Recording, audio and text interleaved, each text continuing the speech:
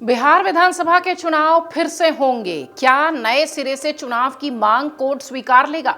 बिहार चुनाव के परिणाम आने के बाद ढेरों सवाल लगातार चुनावी रणनीतिकार प्रशांत किशोर उठाते रहे हैं और अब उन्होंने कोर्ट का रुख किया है। बिहार विधानसभा चुनावों के आए परिणामों के खिलाफ चुनावी रणनीतिकार ने एक लिटिगेशन फाइल की है। सुप्रीम कोर्ट लेकर अपना मामला वो पहुंचे हैं। कोर्ट में परिणामों को रद्द करने की मांग कही गई है। पार्टी ने कथित अवैध प्रथाओं के आधार पर नए सिरे से चुनाव कराने की मांग की है, जिसके चलते राजनीतिक गलियारों में जमकर चर्चा हो रही है। दरअसल प्रशांत किशोर इस बार अपनी जनसुराज पार्टी के साथ बिहार के चुनाव में उतरे थे। जनसुराज प्रमुख भी वही हैं।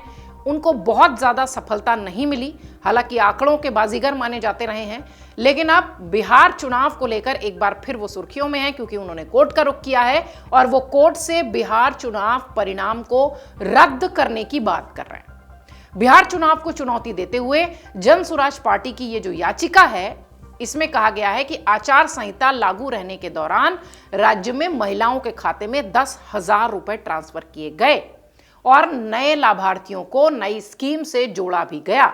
यह तरीका गैर कानूनी है।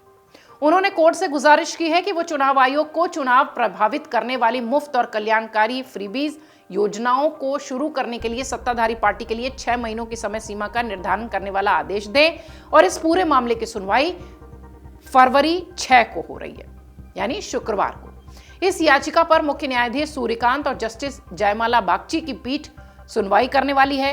याचिका में आरोप यह भी है कि आचार संहिता लागू होने के दौरान राज्य में महिलाओं को सीधे 10,000 रुपए की राशि हस्तांतरित हुई, जो संविधान के अनुच्छेद 14, 21, 112 और 202 का उल्लंघन है। इसमें 324 के उल्लंघन की भी बात उन्होंने अपनी लिटिगेशन में, अपनी याचिका में कही है। प्रशांत किशोर द्वारा स्थापित जनसुराज ने बिहार विधानसभा चुनाव में जो परिणाम आए थे उसको सुप्रीम कोर्ट में चुनौती देते हुए ये कहा है कि नए सिरे से चुनाव कराया जाए। इसके साथ ही मुख्यमंत्री महिला रोजगार के तहत नए लाभार्थियों को जोड़ना और उन्हें भुगतान करने की जो प्रक्रिया थी उसे इन्होंने अपनी याचिका में अवैध बताया है।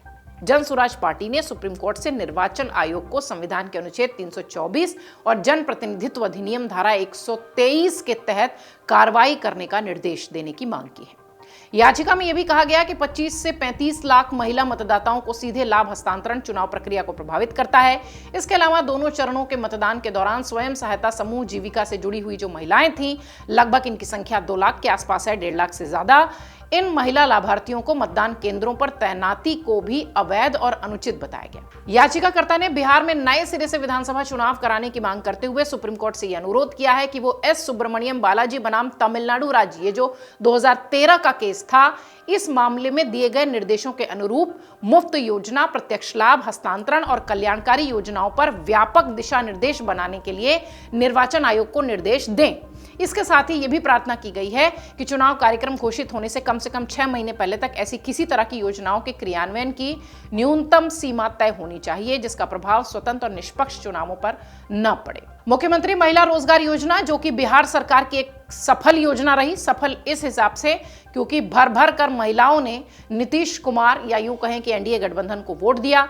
मुख्यमंत्री महिला रोजगार योजना के तहत खुद का काम शुरू करने के लिए बिहार सरकार की ओर से जिन महिलाओं को 10,000 रुपए की आर्थिक मदद मिली थी, अब उन्हें 2 लाख तक कर देने की प्रक्रिया शुरू हो चुकी है। इस बारे में सीएम नीतीश कुमार ने खुद पहले ही जानकारी दे दी थी। हालांकि आपको बता दें कि बिहार में इस बार बीजेपी के अगुवाई वाली जो एनडीए है, यानी राष्ट्रीय जनतांत्रिक गठबंधन है, उसकी जीत हुई। एनडीए ने विधानसभा के 243 में से 202 सीटों पर जीत हासिल की थी। आईएनडीआईए गठबंधन केवल 41 सीटों तक सिमट गया। इस चुनाव में पीके की पार्टी का खाता तक नहीं खुला। जनसुराज पार्टी के ज्यादातर उम्मीदवारों की जमानत जब्त हुई। सुप्रीम कोर्ट इस मामले में क्या निर्णय करता है, यह देखने वाली बात होगी। लेकिन हाँ, बिहार चुनाव बीत जाने के बाद अब बिहार चुनाव परिणाम एक बार फिर सुर्खियों में है और उसे सुर्खियों में लेकर आए हैं चुनावी रणनीतिकार प्रशांत किशोर। अगर आप ये वीडियो YouTube पर देख रहे हैं तो हमारे चैनल को सब्सक्राइब कर बेल आइकन दबाएं और Facebook पर देख रहे हैं तो हमारे पेज को लाइक करें।